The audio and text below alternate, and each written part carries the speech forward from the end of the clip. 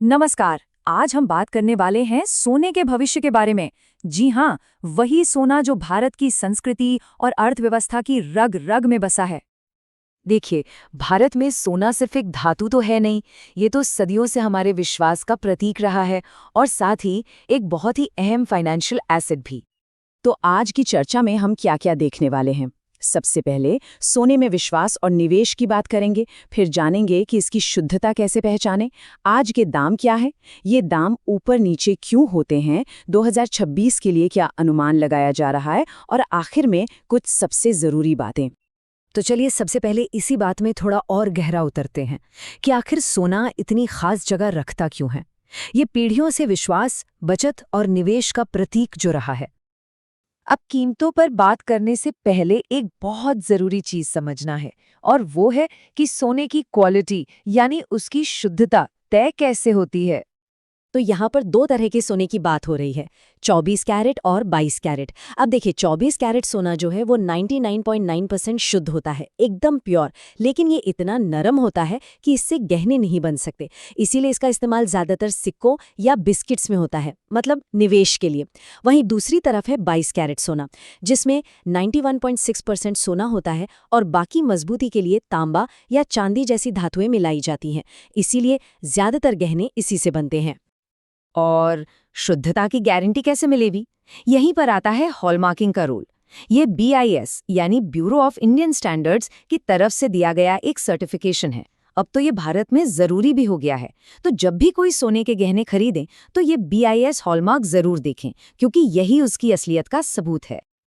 चलिए, शुद्धता की बात तो हो गई, अब आते हैं आज की कीमतों पर। जरा देखते हैं कि बाजार में इस समय चल क्या रहा है। तो ये 9 दिसंबर 2025 के हिसाब से 10 ग्राम सोने के दाम हैं। आप देख सकते हैं 24 कैरेट सोना करीब करीब 1,30,000 के ऊपर है और 22 कैरेट 1,20,000 के आसपास। लेकिन यहाँ एक बात ध्यान रखने वाली है, ये गहनों की फाइनल कीमत नहीं है। बिल्कुल, क्योंकि जब आप गहना खरीदते हैं तो जो सोने का भाव है उसमें मेकिंग चार्ज और GST भी जुड़ता है। तो कच्चे सोने की कीमत और जो फाइनल गहने की लागत होती है उसमें अच्छा खासा फर्क आ जाता है। अच्छा, कभी सोचा है कि सोने की कीमतें रोजाना बदलती क्यों रहती हैं? इसके पीछे कुछ बड़े ग्लोबल और लोकल कारण काम करते हैं। आइए समझते हैं। देखिए, मोटे तौर पर 3 मुख्य वजह हैं। पहली, ग्लोबल इकोनॉमिक अनिश्चितता, मतलब जब भी दुनिया में कोई संकट आता है तो लोग सोने को सेफ हेवन यानी एक सुरक्षित निवेश मानते हैं। इससे इसकी मांग बढ़ती है और कीमत भी। दूसरी वजह है अमेरिकी डॉलर और ब्याज दरें।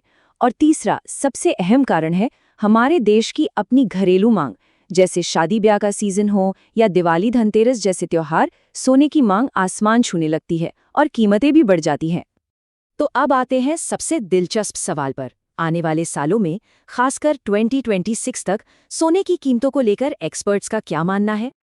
JP मॉर्गन और गोल्डमैन सैक्स जैसे जो बड़े बड़े फाइनेंशियल संस्थान हैं, उनका विश्लेषण कहता है कि दुनिया भर में और देश में जो अस्थिरता का माहौल है उससे सोने की कीमतों में तेजी बनी रह सकती है। और ये रहा वो आंकड़ा जिसका सबको इंतजार है।